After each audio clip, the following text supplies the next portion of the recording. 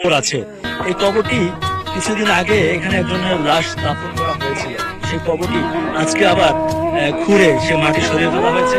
হয়তো নতুন কাউকে আবার এখানে দাফন করা হবে। আপনি যদি আরেকটু খুব কাছ থেকে দেখেন, এখানে যে ব্যক্তিকে আগে দাফন করা হয়েছিল তার সে দাফনের কাপড়গুলো এখনো রয়ে গেছে। আমরা দেখতে পাচ্ছি টুকরো টুকরো হয়ে আছে। কোথাও দেখা যায় যে ছোট ছোট হাড়ের টুকরোগুলো এখনো রয়ে গেছে।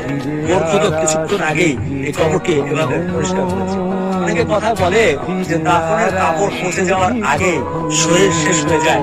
মানুষ কেন তুমি এত অহংকারী হও, কেন অহংকার করো, কিসের এত অহংকার?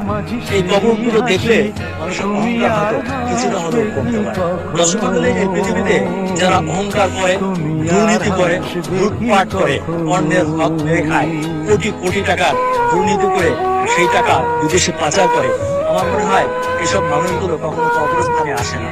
আপনি যদি কবরস্থানে আসেন তাহলে দেখতে পাবেন যে কি হচ্ছে। অনুযোগ তার নাম না জেনে অধরেতে কোনো সাড়া নাই।